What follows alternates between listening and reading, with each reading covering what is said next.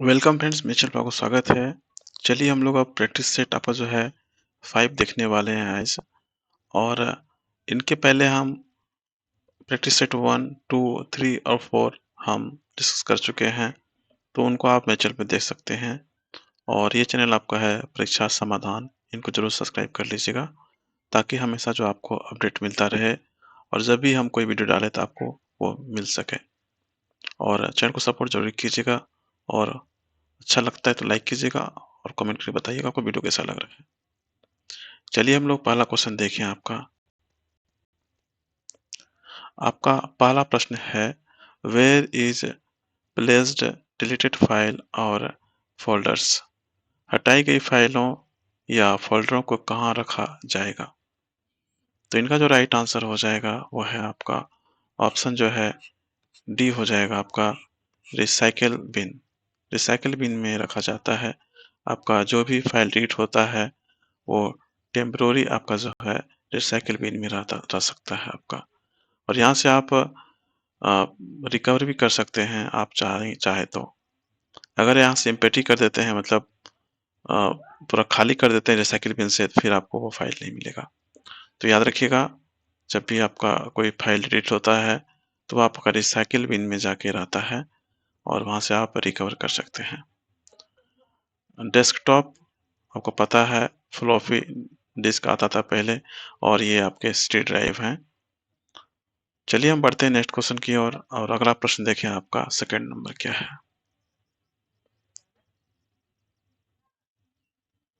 थोड़ा इसको मिनिमाइज कर लेते हैं। सेकंड क्वेश्चन आपका है, in the disk scheduling algorithm FIFO means. Disk scheduling algorithm में आपका फीफो का मतलब होता है। देखिए यहाँ पे फीफो का मतलब पूछा गया है, तो याद रखिएगा इनका जो मतलब होता है वो आपका फर्स्ट इन और फर्स्ट आउट होता है आपका। तो ऑप्शन जो है बी इनका राइट आंसर हो जाएगा, फर्स्ट इन फर्स्ट आउट। ये इनका जो है करेक्ट आंसर है। याद रखिएगा इनको जो है एफ सी एफ एस भी कह सकते हैं।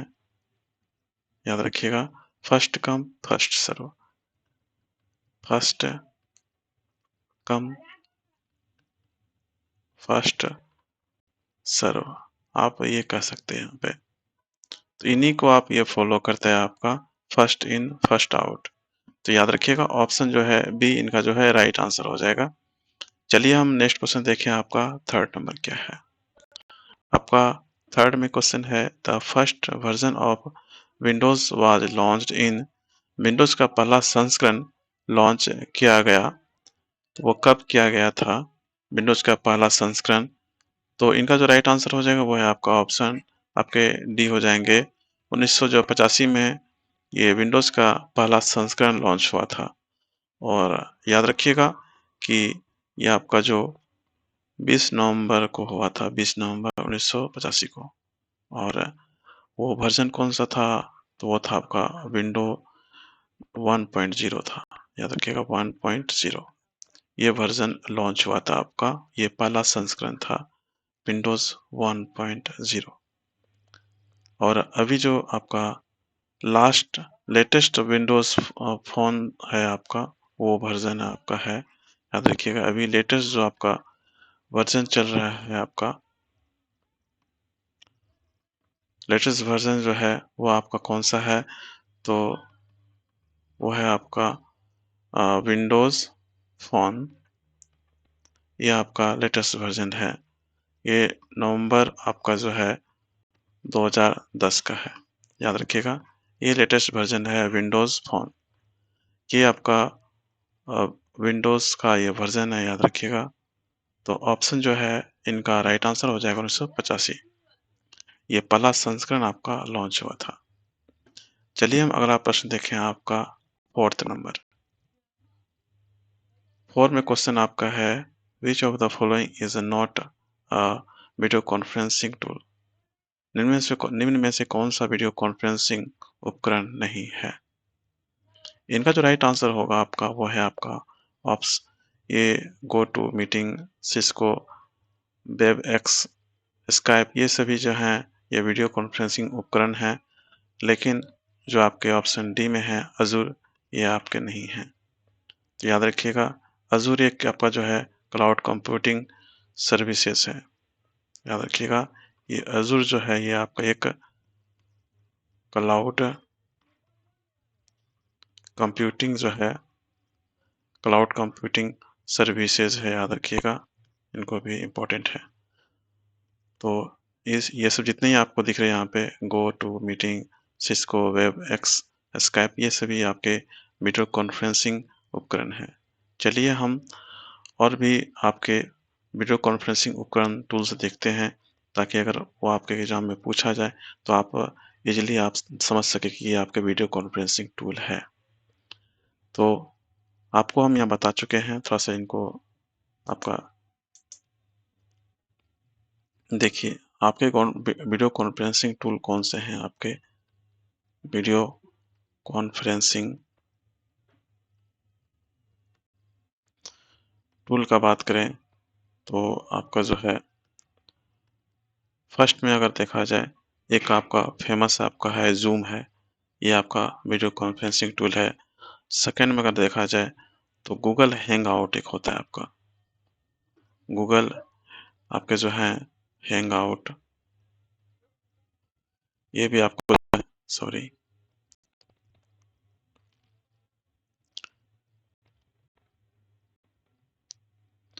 ये भी आपके जो है गूगल हैंग आउट, ये भी आपके जो है आपके वीडियो कॉन्फ्रेंसिंग टूल हैं। अगर हम थर्ड में बात करें तो आपका स्काइप यहाँ पे है लिखा हुआ, और लाइव साइज गो, ये भी आपके वीडियो कॉन्फ्रेंसिंग टूल हैं। लाइव साइज और गो, ये आपके वीडियो कॉन्फ्रेंसिंग टूल हैं आपके। और आपके जो है एक डायल पेड मीटिंग होता है, वो भी आपके वीडियो कॉन्फ्रेंसिंग टूल है। डायल पेड मीटिंग, याद रखिएगा, ये सभी जितने भी यहाँ पे आपको दिख रहे हैं, सभी आपके जो है वीडियो कॉन्फ्रेंसिंग टूल है। आपका जूम हो गया, Google Hangout, Lifesize Go, Dialpad meeting, और सबसे फेमस है आपका जूम, गूगल हैंग आउट। यहाँ सभी को आपको ध्यान में रखना है कि ये सारे जो है वीडियो कॉन्फ्रेंसिंग आपके टूल हैं। तो आपसे एग्जाम में अगर अब आएगा तो आप आसानी से टिक कर पाएंगे। चलिए अगला प्रश्न देखें, आपका 5 नंबर। आपका 5 में है, Microsoft 10 was launched in the year. ये माइक्रोसॉफ्ट 10 जो है किस वर्ष में आपका आरंभ हुआ था, लॉन्च हुआ था। तो याद रखिएगा, इनका जो राइट आंसर हो जाएगा वो है आपका 2015। 2015 में जो है आपका विंडोज 10 आपका लॉन्च हुआ था। याद रखिएगा, इनको इम्पोर्टेंट है। और ये ओएस जो है, ओएस क्या करते हैं आपका, जो आपके ऑपरेटिंग सिस्टम होते हैं आपके, वो आपके जो यूज़र होते हैं और कंप्यूटर हार्डवेयर के बीच में जो है इंटरफेस कायम करता है। जैसे यूज़र हो गए आपके, यूज़र एंड जो है आपके कंप्यूटर हार्डवेयर, इनके मध्य में जो है ये आपका जो है इंटरफेस का काम करता है। इनके बीच में एक इंटरफेस है आपका, ये इंटरफेस का आपका काम करता है। तो याद रखिएगा, ये सारे इम्पोर्टेंट है, आपको ये ध्यान रखना चाहिए। चलिए नेक्स्ट क्वेश्चन देखें, आपका 6 नंबर। 6 में क्वेश्चन है, which of the following is cloud storage services provide by Microsoft. Microsoft द्वारा प्रदान की गई क्लाउड स्टोरेज सेवा निम्न में से कौन सी है। तो वो है आपके ऑप्शन भी हो जाएंगे वन ड्राइव, या आपने अगर यूज किया हुआ कंप्यूटर या लैपटॉप तो आपने देखा होगा अभी आपके स्टोरेज डिवाइस, जो क्लाउड स्टोरेज डिवाइस है वो आपके वन ड्राइव उनमें रहते हैं माइक्रोसॉफ्ट में। तो ऑप्शन जो है बी इनका जो राइट आंसर हो जाएगा। तो इस सभी को आप लोग ध्यान रखिएगा। ये आपके जो दिख रहे हैं आपको आई ड्राइव, आई ड्राइव क्या है, ये ऑफर्स ऑनलाइन क्लाउड बैकअप है आपका, याद रखिएगा। ये जो है आपके ऑफर्स ऑनलाइन क्लाउड बैकअप है, याद रखिएगा। क्लाउड बैकअप है, इसको ध्यान रखिएगा। ये फॉर पीसी के लिए होता है, याद रखिएगा। ये पीसी के लिए आता है। ये क्लाउड बैकअप के लिए है आपका आई ड्राइव। आप इनके थ्रू आप कहीं भी आप मतलब ओपन कर सकते हैं ऑनलाइन आप क्लाउड को। ये तो क्लाउड बैकअप ये आपका होता है, पीसी के लिए होता है, याद रखिएगा। और एक आपका है यहाँ फेमस है आपका ड्रॉप बॉक्स। ड्रॉप बॉक्स क्या है? ये फाइल होस्टिंग सर्विस करता है आपका। फाइल होस्टिंग जो है सर्विसेज प्रोवाइड करता है, याद रखिएगा। ये आपके जो है फाइल होस्टिंग सर्विस प्रोवाइड करता है। तो इन सभी को आप लोग जरूर ध्यान रखिएगा। चलिए नेक्स्ट क्वेश्चन देखें आपका 7 नंबर। 7 क्वेश्चन है, which of the following is not an एसोसिएटरी प्रोग्राम इन विंडोज। निम्न में से कौन सा विंडोज का एक सहायक प्रोग्राम नहीं है? तो याद रखिएगा, इनका जो राइट आंसर हो जाएगा वो है आपके ऑप्शन बी हो जाएंगे, वीएलसी। वीएलसी या इनके जो है विंडोज में इनबिल्ड नहीं आते हैं, इनको इंस्टॉल करना पड़ता है। और जितने आपको दिख रहे हैं WordPad, Paint, Notepad, ये सभी जो हैं विंडोज में इनबिल्ड रहते हैं। तो ये आपके सहायक प्रोग्राम हैं आपके विंडोज के, लेकिन वीएलसी नहीं है। तो आपका यहाँ पे पूछा गया है कौन सा नहीं है, तो ऑप्शन जो है आपके बी हो जाएंगे करेक्ट आंसर, वीएलसी। तो इनको आप लोग जरूर ध्यान रखिएगा। चलिए नेक्स्ट क्वेश्चन देखें आपका 8 नंबर क्या है। 8 में आपका है, which of this is a boot loader for Windows 10। इनमें से कौन विंडोज 10 के लिए एक बूट लोडर है? तो याद रखिएगा, ये आपके बूट एमजीआर जो हैं ये आपके राइट आंसर हो जाएंगे। ये आपके एक बूट लोडर है, बूट एमजीआर। तो याद रखिएगा ऑप्शन जो है बी इनका राइट आंसर हो जाएगा, बूट एमजीआर। चलिए नेक्स्ट क्वेश्चन देखें आपका 9 नंबर क्या है। 9 में क्वेश्चन आपका है, the instant messaging application that comes in Windows OS is called। तत्काल मैसेजिंग एप्लीकेशन जो विंडोज ओएस में आता है उसे क्या कहा जाता है? तो याद रखिएगा, उनको विंडोज मैसेंजर कहा जाता है। ऑप्शन जो है ए राइट आंसर हो जाएगा, विंडोज मैसेंजर। तो ऑप्शन ए इनका करेक्ट आंसर है। ये आपके जो है विंडोज ओएस में आता है, ये आपका एक मैसेजिंग एप्लीकेशन है। तो याद रखिएगा ऑप्शन जो है ए इनका राइट आंसर है। नेक्स्ट क्वेश्चन देखें आपका 10 नंबर। आपके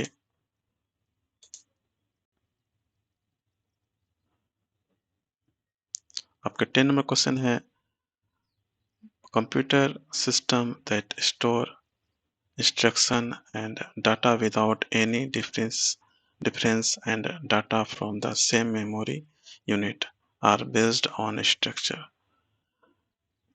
ऐसी कंप्यूटर प्रणालियां जो बिना किसी भी भेद के निर्देश तथा डेटा एक ही स्मृति इकाई से संग्रहित करती है और संचरण संरचना पर आधारित होती है। तो इनका जो राइट आंसर हो जाएगा आपका computer system that store instruction and data without any difference and data from the same memory unit are based on structure। इनका जो राइट आंसर होंगे वो आपके वॉन न्यूमैन होंगे। तो याद रखिएगा ऑप्शन जो है वॉन न्यूमैन इनका राइट आंसर हो जाएगा, ऑप्शन आपके डी हो जाएंगे। चलिए नेक्स्ट क्वेश्चन देखिए आपका आपका 11 नंबर आपका है क्वेश्चन है, the 1950 belonged to blank space generation of computer. 1950 कंप्यूटरों की ब्लैंक स्पेस पीढ़ी से संबंधित है। तो याद रखिएगा जो 1949 कंप्यूटर की पीढ़ी है, वो है आपके ये पहली पीढ़ी से संबंधित है। याद रखिएगा पहली पीढ़ी कब से है आपका, तो वो आपके 1940 से लेके आपका जो है 1956 तक का है। याद रखिएगा ये फर्स्ट पीढ़ी है आपका 1940 से लेके 1956 तक। और ये पहली पीढ़ी में आपका जो है वैक्यूम ट्यूब था आपका। और बात करें हम लोग दूसरी पीढ़ी, तो दूसरी पीढ़ी जो है आपकी है, ये आपकी 1956 से लेके आपका जो है 1965 तक का है, याद रखिएगा। और इसमें आपका जो है ट्रांजिस्टर था। इसमें क्या था? ट्रांजिस्टर आपका जो है था। और चौथी पीढ़ी जो है ये आपके 1964 से आपका जो है 1971 तक का है। और इनमें जो है आपका आईसी यूज हुआ था, जिनको हम लोग इंटीग्रेटेड सर्किट बोलते हैं। सॉरी, ये तीसरी पीढ़ी का है।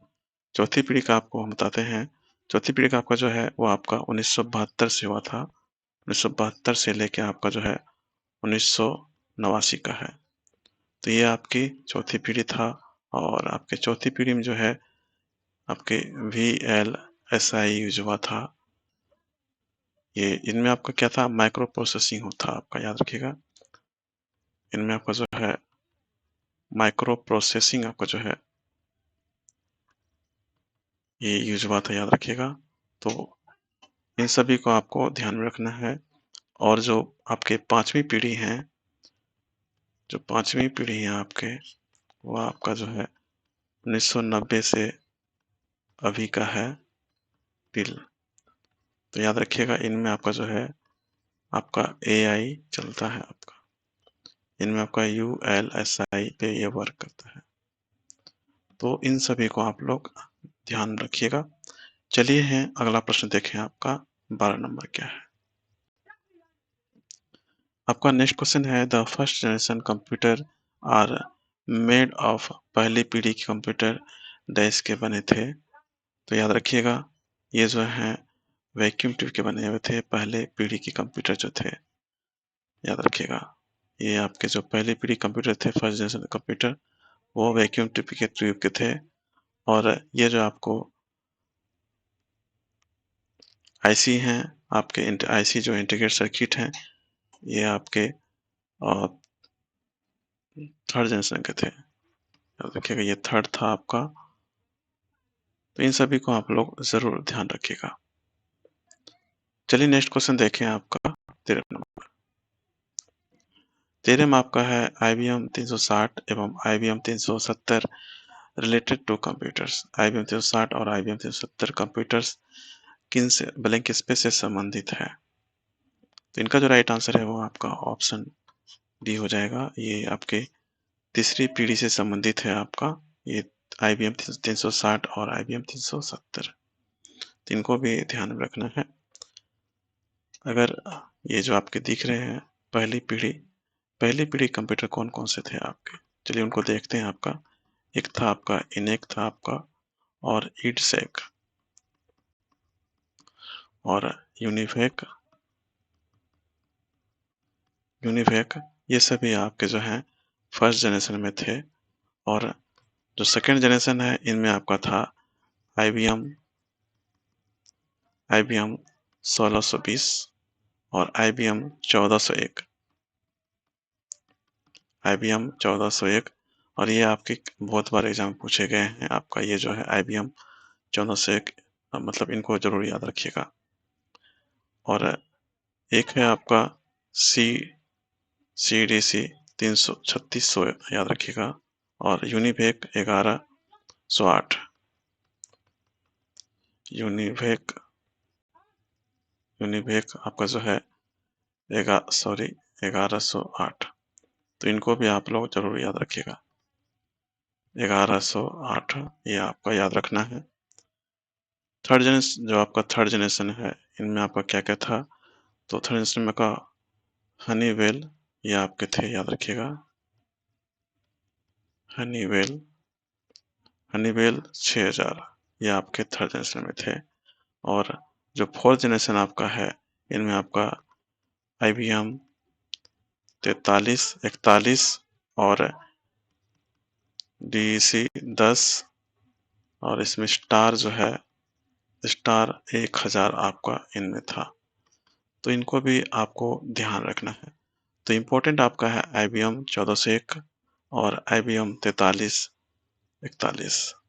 इनको जरूर याद रखिएगा। अगर आपसे पूछा जाए हनीबेल किस में था 6000, तो वो आपके तीसरी पीढ़ी में था। तो इन सभी को याद रखना है। और पहली पीढ़ी में इनेक था, इटसेक था, यूनिवेक था। तो इन सभी को आपको ध्यान में रखना है। चलिए नेक्स्ट क्वेश्चन देखिए, आपका 14 नंबर क्या है। नेक्स्ट क्वेश्चन आपका है 14 number, which computers generation replaced the IC with VLSI circuit. किस कंप्यूटर जनरेशन ने IC इंटीग्रेटेड सर्किट को VLSI very large scale integration circuit में बदल दिया। तो याद रखिएगा वो है आपके फोर्थ जनरेशन। आपके फोर्थ जनरेशन इसका राइट आंसर हो जाएगा। फोर्थ जनरेशन में आपका क्या था आपका, तो याद रखिएगा जो फोर्थ जनरेशन थे उनमें आपका VLSI था। तो IC से IC रिप्लेस कर दिया आपका VLSI में आपका आ गया। नेक्स्ट जनरेशन VLSI था और IC जो थे वो आपके थर्ड जनरेशन में थे। और फर्स्ट जनरेशन में वैक्यूम ट्यूब था और सेकेंड में आपका ट्रांजिस्टर। तो इनको भी ध्यान में रखिएगा। और चलिए हम लोग बढ़ते हैं नेक्स्ट क्वेश्चन की ओर और 15 नंबर क्वेश्चन क्या उनको देखें। 15 नंबर क्वेश्चन है आपका, advance technical such as artificial intelligence, quantum computing etc. were mainly for the blank space generation computer। उन्नत तकनीकी जैसे कि कृत्रिम बुद्धिमत्ता, क्वांटम कंप्यूटिंग आदि मुख्य रूप से ब्लैंक स्पेस पीढ़ी के कंप्यूटरों के लिए थी। तो याद रखिएगा इनका जो राइट आंसर हो जाएगा आपका ऑप्शन ये हो जाएंगे, पांचवी पीढ़ी का आपका है AI, कृत्रिम बुद्धिमत्ता आपका जो हो गया आपका क्वांटम कंप्यूटिंग, ये सभी जो है आपके पांचवी पीढ़ी में था। क्योंकि इनमें आपका जो है AI जो है यूज होता था। मतलब अभी जो चल रहा है आपका ये पांचवी पीढ़ी है, याद रखिएगा। और इनका जो है 1990 से आपका है अभी तक का है डील। तो याद रखिएगा ये आपका ऑप्शन ए राइट आंसर हो जाएगा। चलिए नेक्स्ट क्वेश्चन देखें आपका, ये आपके फिफ्थ जनरेशन में आपके जितने भी आपके एग्जाम्पल का बात करें अगर, तो आपका जो है लैपटॉप जो हो गया आपका, ये हो गए डेस्कटॉप जो है वो भी आपके हैं डेस्कटॉप, ये सभी हैं। नोटबुक हो गया आपका, नोटबुक हो गया, जितने भी हैं ये सब सभी जो है आपके AI में आते हैं। और ये पांचवी पीढ़ी के जनरेशन के सारे कंपोनेंट हैं। चलिए नेक्स्ट क्वेश्चन देखें आपका 16 नंबर। आपका 16 नंबर क्वेश्चन है, which of this is not an object oriented language. निम्नलिखित में से कौन सा जो है एक ऑब्जेक्ट ओरिएंटेड लैंग्वेज नहीं है। तो इनका जो राइट आंसर होगा वो है आपका ऑप्शन आपके जो है ए हो जाएंगे सी एक जो है ऑब्जेक्ट ओरिएंटेड लैंग्वेज नहीं है। याद रखिएगा सी एक आपका जो है ये हाई हाई लेवल जो है हाई लेवल प्रोग्रामिंग लैंग्वेज है। याद रखिएगा हाई लेवल प्रोग्रामिंग लैंग्वेज है, इनको आप ध्यान में रखिएगा। और यहाँ पे जितने भी दिख रहे हैं आपके, रूबी हो गया, वीवी नेट हो गया, C++ हो गया, सभी जो हैं आपके क्या क्या है आपके ऑब्जेक्ट ओरिएंटेड लैंग्वेज हैं। याद रखिएगा ये आपके जितने भी ऑब्जेक्ट ओरिएंटेड लैंग्वेज हैं, तो इनको आप लोग ध्यान में रखिएगा। तो ऑप्शन जो है ये ए हो जाए, ऑप्शन ए हो जाएगा C, high level language programming language है। और यहाँ आपका नहीं पूछा गया है तो इसीलिए आपका ऑप्शन ए राइट आंसर हो जाएगा। तो इनको आप लोग ध्यान में रखिएगा। चलिए नेक्स्ट क्वेश्चन देखें आपका 17वां क्वेश्चन आपका है, इन ऑपरेटिंग सिस्टम कंपाइलर आपका जो है compiler parlance RTL stand for. अपने सिस्टम में कंपाइलर के संदर्भ में आपका जो है RTL का पूर्ण रूप क्या है। तो याद रखिएगा आरटीएल का भी आपको पूछा गया है यहाँ पे कि आरटीएल का पूर्ण रूप क्या होता है। तो इनका जो राइट आंसर हो जाएगा 17 का वो है आपका ऑप्शन आपके जो है ए हो जाएंगे, रन टाइम लाइब्रेरी। तो याद रखिएगा इनका फुल फॉर्म होता है आपका रन टाइम लाइब्रेरी। चलिए नेक्स्ट क्वेश्चन देखें आपका 18 नंबर। आपका क्वेश्चन है the technique of replacing run time computation by compile time computation is called. Time computation द्वारा रन टाइम कंप्यूटेशन को बदलने की तकनीक को क्या कहा जाता है आपका। तो याद रखिएगा इनको आपका जो है कांस्टेंट फोल्डिंग कहा जाता है। ऑप्शन जो है ए राइट आंसर हो जाएगा, कांस्टेंट फोल्डिंग कहा जाता है। जो टाइम कंप्यूटेशन है आपका द्वारा रन टाइम कंप्यूटेशन में बदलने की तकनीक को क्या कहते हैं हम लोग, कांस्टेंट फोल्डिंग कहा जाता है। तो इनको भी आप लोग को ध्यान रखना है। ये आपका कंपाइल टाइम क्या होता है आखिर, अगर आपसे पूछा जाए कि ये आपका जो है कंपाइल टाइम क्या है आपका, तो याद रखिएगा ये कंपाइल टाइम कंप्यूटेशंस द्वारा रन टाइम कंप्यूटेशन को बदलने की तकनीक है, याद रखिएगा। तो इनको आप ध्यान में रखिएगा। चलिए नेक्स्ट क्वेश्चन देखें आपका। आपका क्वेश्चन है blank space was translate the complete program at once from a high level language to machine language. इनमें से आपका जो है कौन सा उपकरण संपूर्ण प्रोग्राम को उच्च स्तरीय भाषा से मशीन भाषा में बदलता है। तो याद रखिएगा वो है आपके ऑप्शन ए हो जाएंगे कंपाइलर। कंपाइलर जो होती है आपकी वो आपके संपूर्ण प्रोग्राम को उच्च स्तरीय भाषा से आपके जो है मशीन लैंग्वेज में वो चेंज कर देता है। तो ऑप्शन जो है ए राइट आंसर हो जाएगा कंपाइलर। याद रखिएगा कंपाइलर क्या करता है आपका हाई लेवल लैंग्वेज से ये मशीन लेवल लैंग्वेज में आपको जो है चेंज करता है। तो ये सबको याद रखना है।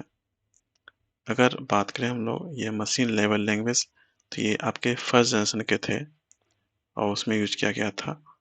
और ये जितने भी अभी जो हैं आपके, अगर बात करें हम लोग हाई लेवल लैंग्वेज का, तो आपके जो सी प्लस प्लस हैं, आपका जावा हो गया और पाइथन है आपका, ये सभी जो हैं आपके सी प्लस प्लस हैं। वीबी हो गया, विजुअल बेसिक्स होता है आपका, जावा स्क्रिप्ट हो गया, आप जावा स्क्रिप्ट हो गया, पीएचपी है आपका, ये सभी जो है पेरेल हो गया, रूबी हो गया, ये सभी जो है ईटीसी कर देते हैं यहाँ पे। ये जितने भी हैं सभी आपके हाई लेवल लैंग्वेज हैं आपके, याद रखिएगा सी प्लस प्लस हो गया, जावा, पाइथन, वीबी, जावा स्क्रिप्ट, पीएचपी, पेरेल, रूबी, ये सभी आपके हाई लेवल लैंग्वेज हैं। तो याद रखिएगा हाई लेवल लैंग्वेज कौन कौन से हैं और लो लेवल लैंग्वेज कौन कौन से हैं। तो एक आप केवल हाई लेवल लैंग्वेज याद कर लीजिए तो आराम से आप टिक कर सकेंगे वहां जाके। चलिए नेक्स्ट क्वेश्चन देखें आपका 20 नंबर।